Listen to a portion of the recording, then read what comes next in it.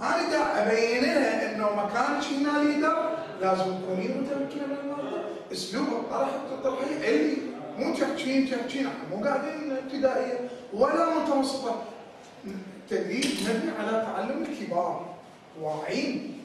انت من تحكين باكر قدام دكاتره تحكين بالانزيمات والحرفيه، غير يقول لك انا شوفين واحد غيرك، فالمفروض يكون متمكن. راح يصير اول نقطه تتمالك نفسك. اثنين، لا تدخل معه في نقاشات، لا ترد ولا محاولة. بعد اتركه قد يقع في شر. وين راح اتذكر من هذا؟ المدرب ايش راح يكون من صفات المدرب؟ البارحه ذكرناها ثلاثه.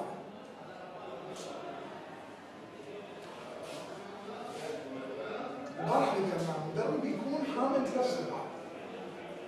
هذه حامل ثلاث صفات. صفة وصفة ايه صحيح؟ وقلنا الإقناع والتأثير والحكمة. إذا هذه وين يصير اتركه فقد يقع في شر حكمة. لا تجعل من الخلاف قضية شخصية. قلت لهم يا ترى هذا تدريب أدنى، احنا نطلع خارج غرفة تراخو ما عندنا مشكلة ويا حد، لا حد يسويها مسألة شخصية مو حلوة. التدريب انا لقيت لك نقاط الضعف حتى قومك باشر اكبر يقول له رحم الله والديك، حتى انا من اوقف هنا انا اكون ملم بالمعلومات. هذا شنو؟ متدرب المشارك. بعد الاجابه، الله وين تلقى مثل هذا الاجابه؟ هو المشارك المتفاعل مع موضوع الجلسه. بعد كيف نصطلح وياه؟ ما شاء الله كلكم ايجابيين، انا ما شفت غير شيء. شلون نتصرف وياه؟ شلون؟ يستخدموا لصالحك. كل واحد انا لا اشاركه واخليه وياي حتى استفاد منه. بعد ما نخليه يحتكر من النقاشات. مو قلنا استاذ صحيح انت كذا كذا على عيني وعلى راسي شكرا خلينا نشوف غيرك. هذا مهم جدا. بعد يمكن ان يساعدك كثير في توصيل ما تريد ايصاله.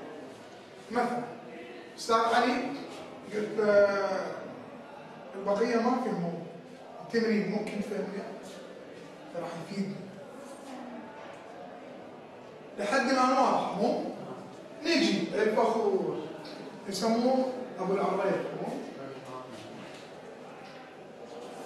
الذي يمتلك المعلومات ولديه خلفيه عن موضوع المطلوب. يقول لك انا اعرف وانا افضل منه. البارحه واحده الدكتوره تسولف وياي يمكن وقت عبالك هي روبوت بايك تفتخر بنفسها وتفتخر ما تقدر هاي تنسبك خليها على شلون؟ لا تدعو يسيطر على المناقشه. اكو متدرب يقول لك انا افضل انا احسن انا صحيح بس خلينا نحجم شوي تحجيم. اذا طرح رايا او فكره فاطلب منه تحديد الاسباب. هذا ماكو بالعرف يقول انا اعرف كذا وكل ساعه يتدخل يقول له ممكن اعرف السبب في تدخلك. رد له حتى شويه يفش يرجع لاصله. ممكن اعرف السبب بهذا الموضوع انت دا تناقشنا به ليش؟ ان كانت اسبابه غير صائبه يعني انا بالنسبه لي هذا ابو دورق السمك اللي وضحت لكم عليه من يقول انا ماني يدخل نسال البقيه. بالنسبه لي عندي المانيوال التدريبي دليل مدرب. خلينا نشوف البقيه ارائكم انتم تقتنعون كلامي؟ الاراده والعزيمه لدى المدرب من يطرح السؤال. واحد قال والله اني شو مش الكلام، واحد قال والله صار يعلم هو لو بيخير شيء جدار. شوف صار ردود افعال. كلامه مو صحيح. المفروض يخليه في نهاية الجلسة يسأل حوارية بينه وبينها. أما في داخل الجلسة يريد يتعالى الثلاثة. شنو الفكرة؟ نعم. اللي يتكلم أكثر يبالغ على الموضوع ما يعطي معلومة مفيدة. مجرد سرد كلام. بدون يصير معروف عندنا هيك شيء. ويطلع خارج موضوع الجلسة. شلون نتصرف؟ كم نسوي؟ بعد ما نقاطع راح نسوي له اسلوب. هذا الاسلوب يسموه اسلوب شت داون. اسال غيره من الحضور راح يفهم. احنا قاطعنا يا خلينا نسال الحاضرين. هو محفز من يم بس يحكي يشارك. بعد قد ياتي بمعلومات شيء من هاي الساعتين اللي راح يحكي بيها، او من هاي الربع ساعه، او من هاي الخمس دقائق اللي يحكي بيها راح تستفاد في 20 ثانيه كمعلومه جديده. استفاد منها بس ما اريد يحتكر. الخجول. من الخجول؟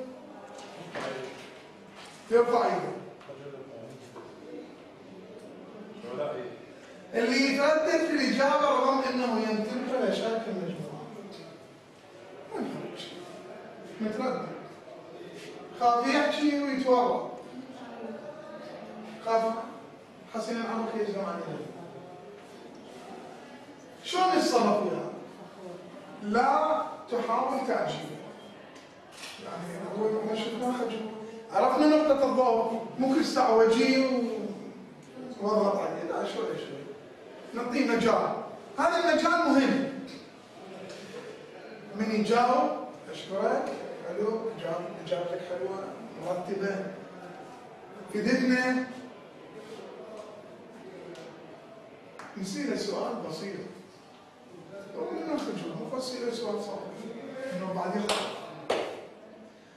نقول له ممكن انا اسال سؤال. هذا المدرب الخجول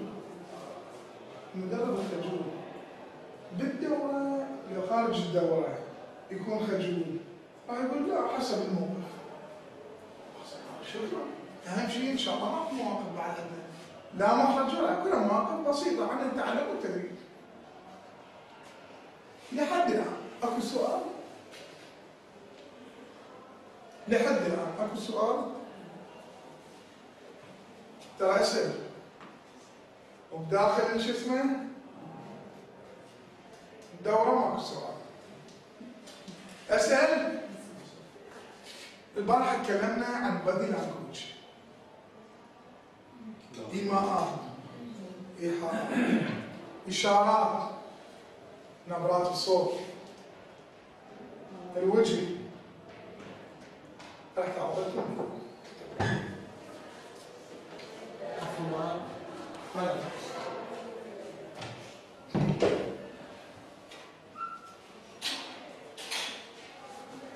يا الله.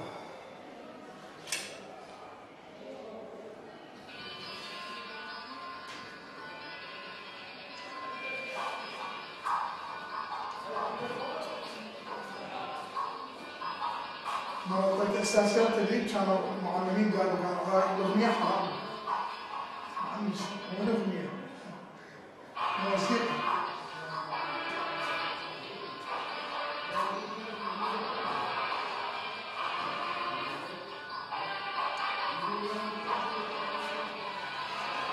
إشارات عالمية سهلة تتعلم لغة لا تعرف الكلمة أبدا. بإمكان كل واحد يعرف.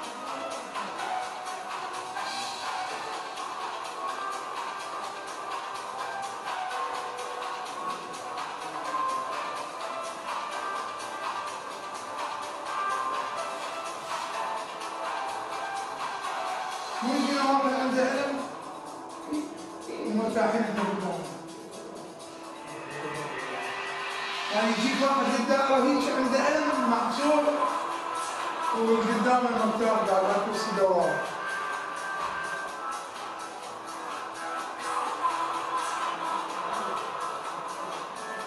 شوف الرأس حركة الأسفل على جانب واحد.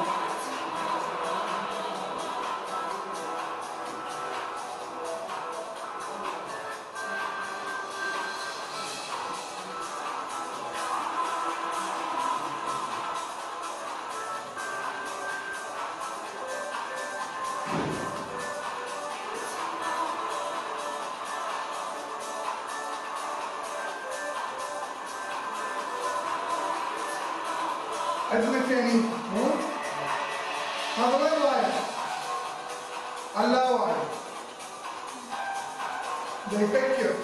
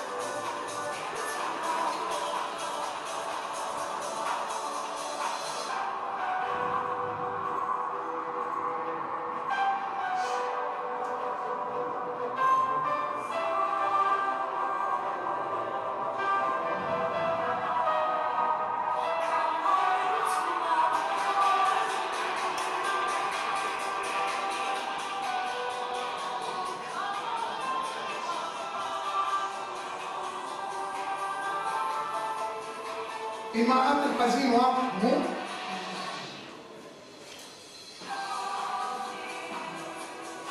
الكماش، العيون،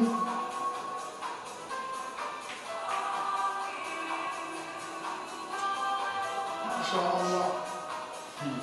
شاهدنا هنا كبرياء من تسأل مدير أو مال وين أو رئيس مال وين.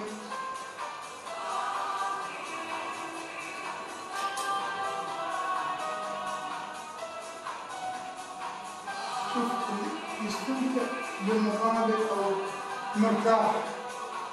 شوف حلقة البؤبؤ، شد العضلي.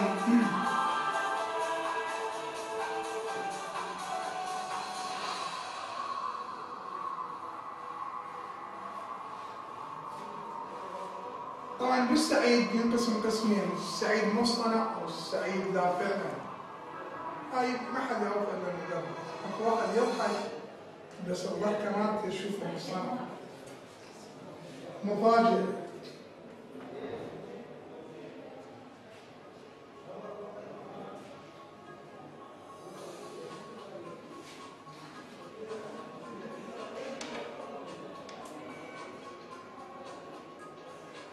شوف دائما نظرة التعالي من واحد مباوع. حتى الطفل مرات من يتعلم يباوع هيك شيء فوق.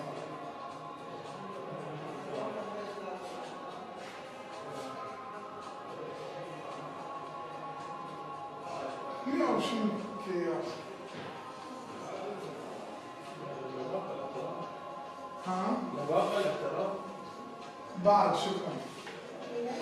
هاي شنو معناها؟ ها؟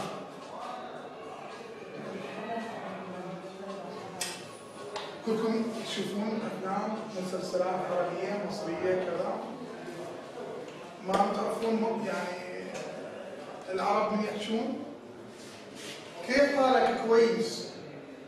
مو؟ كويس. اللهجة السورية شو تقول؟ ما مشكلة. ها؟ منيح مو؟ أحسنت. واللبنانية؟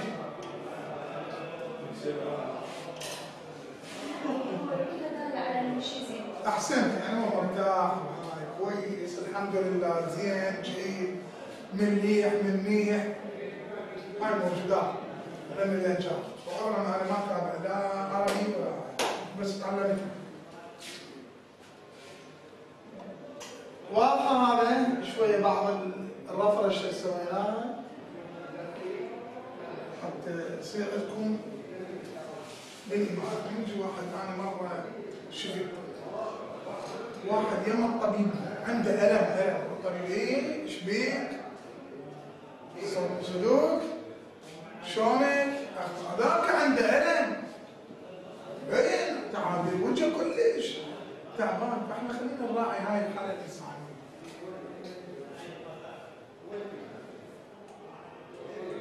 بعد ما ذكرنا المتدرب الخجول يجي المتدرب الغير متعاون. هذا ما متعاون يكون شوية عكس الإيجابي. شخص الذي لديه معلومات ولا الكلام ولا يحب المشاركة. هذا وين يكون؟ ديانة من أنماط المتدربين.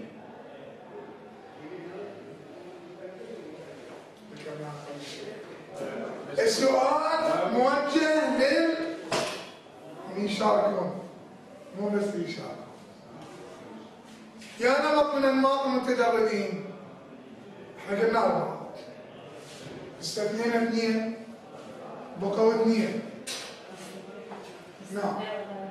ها؟ يستطيع ولا يرغب؟ يعني قصدك لا يرغب ويستطيع.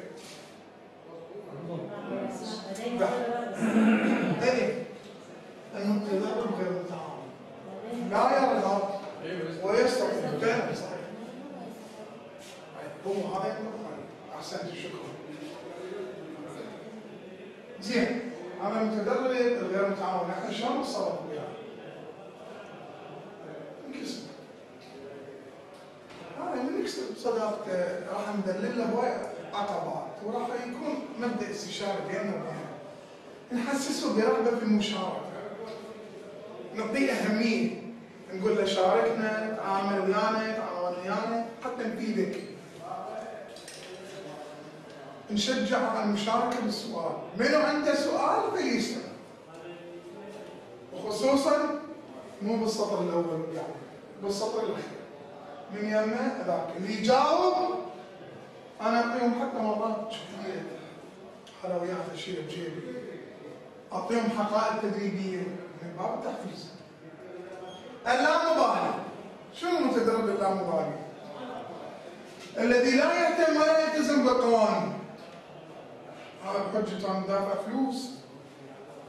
هذول الخليج دافع فلوس انا لازم مدرب بكل وقت ممكن. يقدر وجهه يطلع يطب بدون استئذان يطلع يسأل يجي على راحته ومن يطلع ما تعرف وين راح بالبرايك وطلعها بعد ما رجع. شلون نتصرف؟ نوجه الأسئلة مباشرة. تارة تكون الأسئلة بوقت الفراغ وتارة تكون ضمن التدريب.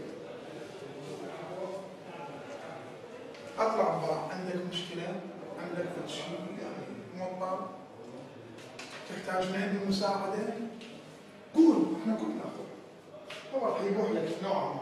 مرات تلقاه متزمت ولكن يجي يوم يقول لك والله انا عندي شويه الوالده مريضه ولازم اطلع من وقت برجع من وقت لنا بالي تلقى شويه عنده عذاب بعد مو نقول له لا يصير وانت لازم تحضر وكذا. نعطيه شويه بعض الاعضاء اطلب منه رأيه. زين رأيك شلون؟ كمل الدورة؟ تأجلها؟ تشترك بغير دورة؟ شنو رأيك؟ تعلموا دائما المتدرب ارموا الطوبة بساحته. هو يجاوب. يعني شنو اقتراحك؟ شنو رأيك؟ دائما تشوف واحد ما متعاون كذا هاي اعطيه مجال مجال خليه له ثقه انه يتكلم. احسن كانما هو عندك مهم، وهذا من يبدي برايه يقول لي والله هذا يسالني شنو رايك؟ اخبره باهميه رايك، اقول له انت رايك بالنسبه لي مهم جدا، فارجوك نورني.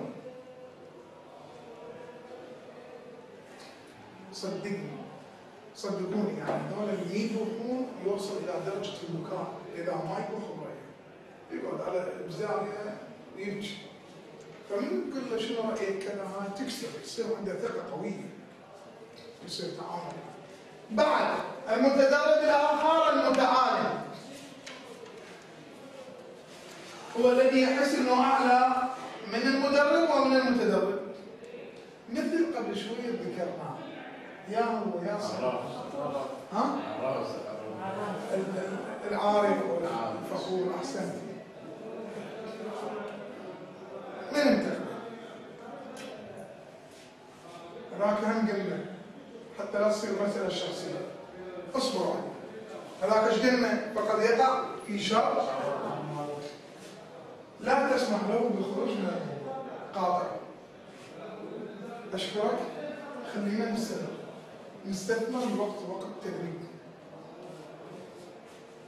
الملح مشكلة،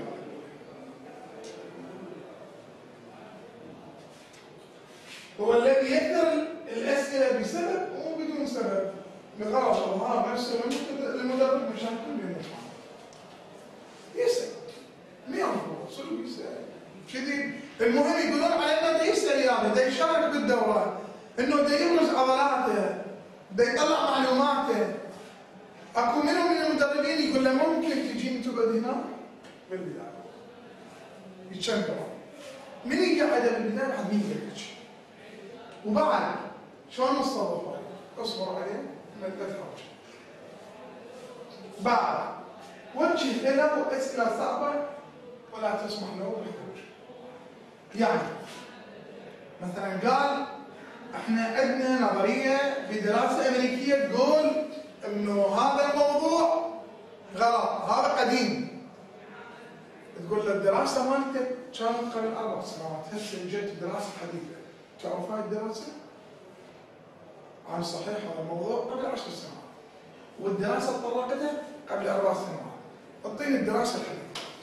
راح يسكت، ما يعرف شنو الدراسه الحديثه. نعم تفضل.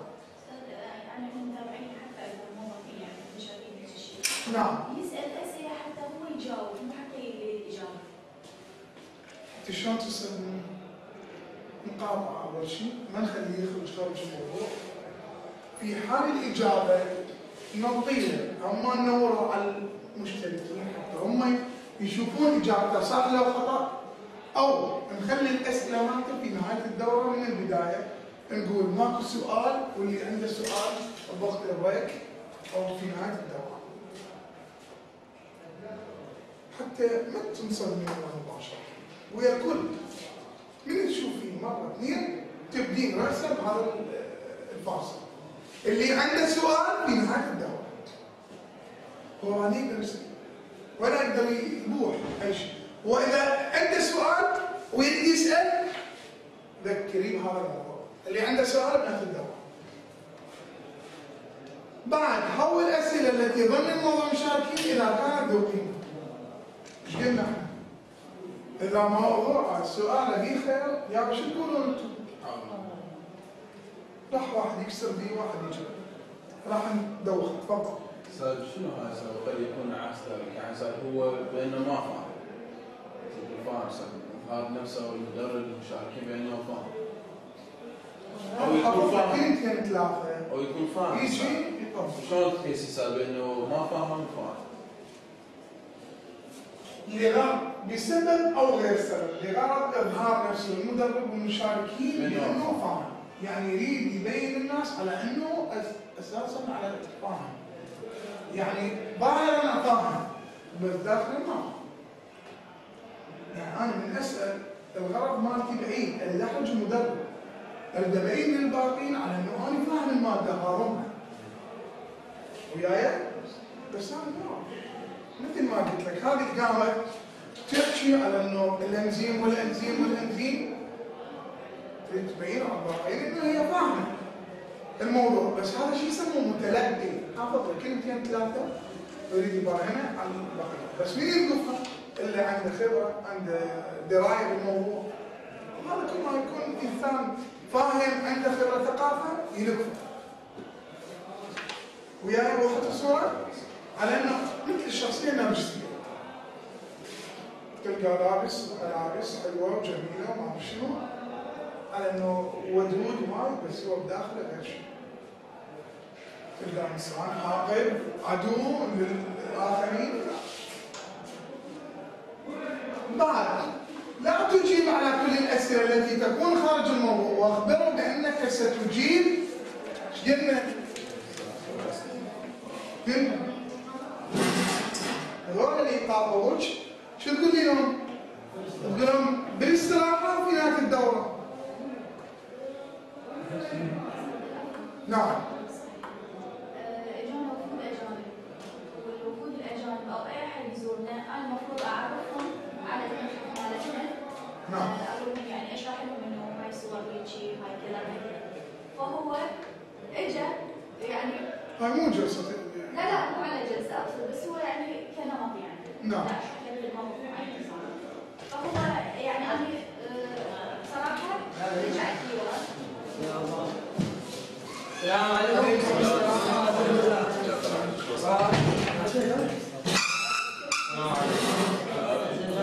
السلام عليكم. السلام عليكم. شلونك؟ الله يعطيك الصحة.